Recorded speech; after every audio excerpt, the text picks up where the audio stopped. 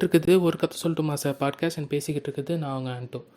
இன்றைக்கி நம்ம சேனலில் வந்து ஒரு கண்டென்ட்டு ஆக்சுவலாக நானே சுயமாக யோசித்து அப்லோட் பண்ணாத கண்டென்ட்டை இப்போ தான் நீங்கள் ஃபஸ்ட் டைம் கேட்க போகிறீங்க.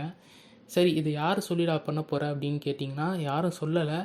ஆக்சுவலாக எனக்கு ஒரு கமெண்ட் ஒன்று வந்தது. அந்த கமெண்ட்டை பார்த்த உடனே இதுக்கு நம்ம போடுற ஏதாவது ஒரு வீடியோவிலே ரிப்ளை பண்ணலாம் அப்படிங்கிற ஒரு பிளான் தான் ஃபஸ்ட்டு இருந்தது. ஆனால் அதுக்கப்புறம் கொஞ்சம் டீப்பாக உட்காந்து யோசித்து பார்த்த உடனே தான் இந்த கேள்வி வச்சே நம்ம ஒரு கண்டென்ட் பண்ணலாமே அப்படிங்கிற மாதிரி எனக்கு ஒரு பிளான் ஒன்று கிடச்சிது. அந்த கண்டென்ட்டை தூக்கிட்டு தான் இன்றைக்கி வீடியோ பண்ணுறதுக்கு வந்திருக்கேன்.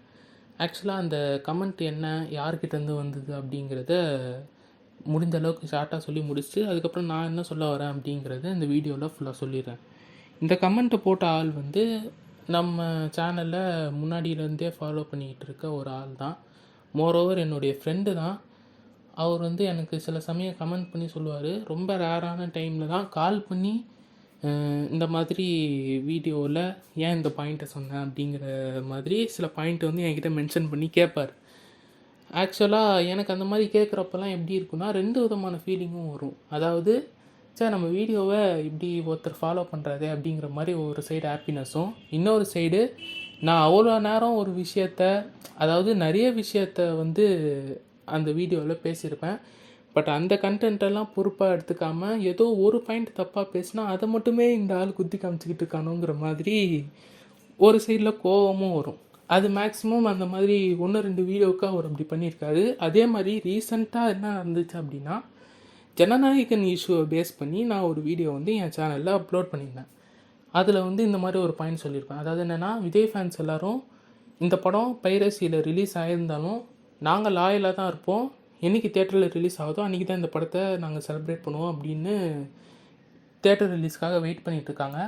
ஆக்சுவலாக அது ரொம்ப நல்ல விஷயம். பட் ஸ்டில் இது ஒரு பெரிய ஸ்டாருக்கு மட்டும் நடக்குதுங்கிறதுனால அவர் எல்லோரும் கான்சன்ட்ரேட் பண்ணுறீங்க, பட் சின்ன படங்களுக்கு இந்த மாதிரி சப்போர்ட் பண்ண மாட்டேங்கிறீங்க அப்படின்னு நான் சொன்ன உடனே அவர் என்கிட்ட ஃபோன் பண்ணி என்ன கேட்டார்னா, இந்த மாதிரி சரி பைரசியில் வந்து நிறைய சின்ன படங்களுக்கு வந்து நீ வந்து சப்போர்ட் பண்ண மாட்டேங்கிற அப்படின்னு சொல்லிட்டு கேட்குற, அது நியாயம்தான்.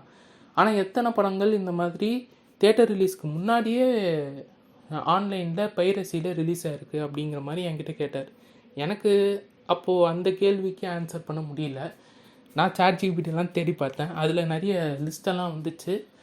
ஆக்சுவலாக சொல்லணுன்னா, ஜனநாயகன் மாதிரி எதுவுமே தேட்டரில் ரிலீஸ் ஆகிறதுக்கு முன்னாடி ஒரு ஃபியூ டேஸ்லேயே வந்து ரிலீஸ் ஆகிடுச்சு அப்படிங்கிற மாதிரி எனக்கு எதுவும் தெரியல ப்ராப்பராக. பட்டு இன்ஸ்டன்ட் பைரசி அப்படிங்கிற மாதிரி சில படங்கள் வந்து எனக்கு தெரியும். அதாவது படங்கள் வந்து ரிலீஸ் ஆகி தேட்டர் பிரிண்டில் இல்லாமல் ஹெச்டி பிரிண்ட்லேயே அந்த படம் ரிலீஸ் ஆன அதே நாள்லேயோ இல்லை அதுக்கடுத்து ஒரு 2-3 நாட்கள்லேயோ ரிலீஸ் ஆகிறது தான் வந்து இன்ஸ்டன்ட் பைரசி அப்படின்னு சொல்கிறாங்க. அந்த மாதிரி படங்களும் நிறைய படங்கள் விஜய் படத்துக்கு தான் ஆயிருக்கு. ஆக்சுவலாக 2 படம் சொல்லணுன்னா, ஒன்று புலி, இன்னொன்று சர்க்கார். இந்த 2 படங்களுமே வந்து தேட்டரில் ரிலீஸ் ஆன அதே நாளில் தமிழ் ராக்கர்ஸ்ன்னு நினைக்கிறேன், ஆமாம், அப்போ அவங்க தான் இருந்தாங்க. அந்த டைமில் வந்து ஹெச்டி பிரிண்ட்லேயே வந்து படம் ரிலீஸ் ஆயிடுச்சு. இப்போது நான் இதெல்லாம் சொன்னேன்ல, இதை விட்டுருங்க. அவர் என்கிட்ட ஒரு கேள்வி கேட்டார்னு சொன்னேன்ல, அதுக்கு நான் திருப்பி அவர்கிட்ட ஒரு கேள்வி இந்த வீடியோ மூலமாகவே கேட்குறேன். அது என்னென்னா, நீங்கள் சொல்கிறீங்களா இந்த மாதிரி சின்ன சின்ன படங்கள்லாம் வந்து பைரசியில் வருது, ஆனால் அதெல்லாம் வந்து தேட்டர் ரிலீஸ்க்கு அப்புறமா தான் வருது, இது தேட்டர் ரிலீஸ்க்கு முன்னாடியே வந்துருக்குங்கிறப்போ எதுக்கு ஸ்பெஷலாக சப்போர்ட் பண்ணுறதுல என்ன தப்பு அப்படின்னு நீங்கள் கேட்குறீங்க. நியாயம்தான். ஆனால் இப்போ நான் என்ன கேட்குறேன்னா, அப்போ தேட்டர் ரிலீஸ்க்கு அப்புறமா வந்ததுக்கப்புறமும் பைரசியில் பார்க்குறது நீங்கள் ஓகேன்னு சொல்கிறீங்களா அப்படிங்கிற மாதிரி தான் என்னுடைய கேள்வி. எஸ் ஆர் நோன்னு ஏதாவது ஒன்று சொல்லலாம். ஏன்னா இப்போது பீப்புள்ஸ் வந்து பைரசியை சூஸ் பண்ணுறது தப்பு இல்லை அப்படிங்கிற மாதிரி எனக்கு ஒரு தாட் வந்திருக்கு. ஏன்டா திடீர்னு இப்போ ஆடியன்ஸ் எல்லாருமே வந்து ஒரு ராங் பாத்தில் நீ டைரக்ட் பண்ணிகிட்ருக்க அப்படிங்கிற மாதிரி சில பேர் யோசிக்கிறது தெரியுது. நான் பைரசிக்கு சப்போர்ட் பண்ணுற மாதிரியான சில ஸ்டேட்மெண்ட்ஸை வந்து இதுக்கப்புறம் லைனாக கொஞ்சம் நேரத்துக்கு சொல்ல போகிறேன். யாரும் தப்பாக எடுத்துக்க வேணாம். அதாவது நம்ம ஒரு படம் பைரசியில் பார்க்குறோம் அப்படிங்கிறப்போ, இப்போது ஒரு படம் வந்து தேட்டரில் ரிலீஸ் ஆகுது.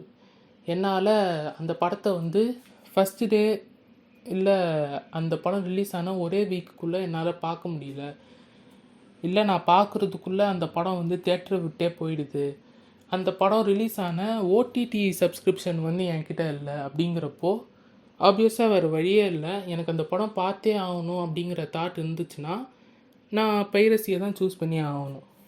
எனக்கு டெலகிராம்லேயோ இல்லை க்ரோம்லேயோ எங்கேயாவது ஒரு லிங்க் இருந்துச்சுன்னா நான் அதுலேருந்து டவுன்லோட் பண்ணி தான் அந்த படத்தை பார்த்தாகணும். எனக்கு வேறு ஆப்ஷன் இல்லை. இப்போ அதையும் மீறி நான் தேட்டருக்கு போய் தான் படம் பார்த்தாகணும் அப்படின்னு சொல்லிட்டு முடிவு பண்ணேன் அப்படின்னா கூட, வருஷத்தில் இந்த மாதிரி ஒரு பெரிய ஸ்டார்ஸோடைய படம், இல்லை எனக்கு பார்க்கணுன்னு தோன்ற படம், ரேண்டமாக ஒரு 10 படம் ரிலீஸ் ஆகுது அப்படின்னா, எனக்கு தேட்டருக்கு டிக்கெட்டுங்கிறத தாண்டி நான் வந்து போகிற எக்ஸ்பென்சஸ்ங்கிறத சேர்த்தாலும் ஆவரேஜாக மிடில் கிளாஸில் இருக்க ஒரு ஆளுக்கு அது வந்து கொஞ்சம் காசு வேஸ்ட் பண்ணுற ஒரு விஷயம் மாதிரி தான் வந்து தெரியும். மந்த்லி ட்வைஸ் வந்து என்னால் ஒரு காசை தேட்டருக்கு போய் படம் பார்த்து செலவு பண்ண முடியும் அப்படிங்கிற ஒரு ஹோப் நமக்கு இருந்துச்சு அப்படின்னா அந்த டைமில் கண்டிப்பாக நம்மளால் போய் பார்க்க முடியும். பட் நம்ம அந்த மாதிரி ஃபினான்ஷியல் ஸ்டேட்டஸில் இல்லைன்னா நம்மளால் அதை சூஸ் பண்ண முடியாதுல்ல. சரி, இப்போது நம்ம தேட்டர்ஸை அப்படியே விட்டுட்டோன்னு வச்சுக்குவோம். ஓடிடி பிளாட்ஃபார்ம்ஸ்க்கு வந்தோம் அப்படின்னா ஃபஸ்ட்டு அந்த படங்கள்லாம் வந்து தேட்டரில் ரிலீஸ் ஆனதுக்கப்புறம் சில சேட்டலைட் ரைட்ஸுக்கு வந்து கொடுப்பாங்க.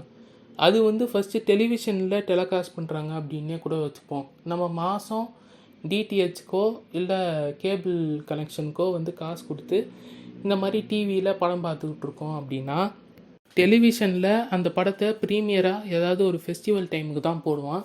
அதுக்கப்புறம் எப்போது அந்த படத்துக்கு வந்து டிஆர்பி நல்லா இருக்குது அப்படின்னு தோணுதோ அப்போ அந்த படத்தை வந்து போடுவாங்க. இன்றைக்கி வந்து நம்ம சேனலுக்கு டிஆர்பி தேவை அப்படின்னு நினச்சாங்கன்னா அன்றைக்கி அந்த படத்தை வந்து அதுக்கப்புறமா ப்ரீமியர் போட்டதுக்கப்புறமா அப்பப்போ டெலிகாஸ்ட் பண்ணுவாங்க.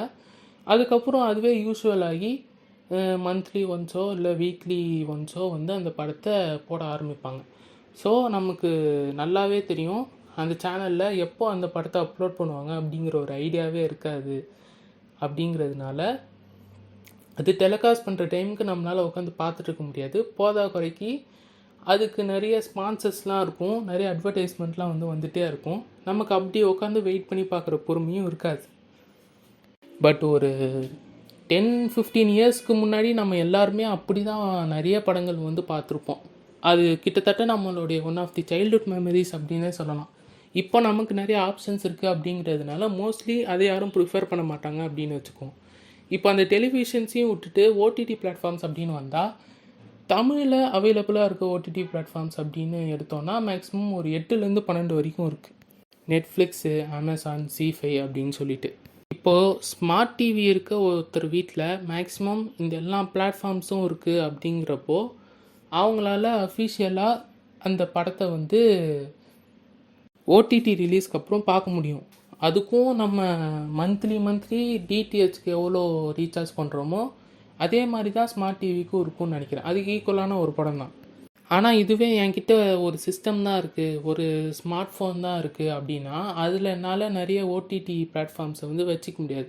அப்போது எனக்கு பிடிச்ச படம் வந்து வேறு ஒரு ஓடிடி பிளாட்ஃபார்ம்லேயோ இல்லை ரைட்ஸ் எதுலேயுமே இல்லாத ஒரு படத்தை வந்து நான் பார்க்கணுன்னு ஆசைப்பட்டாலோ எனக்கு வந்து செகண்ட் ஆப்ஷனாக இருக்குது அந்த பைரசி தான்.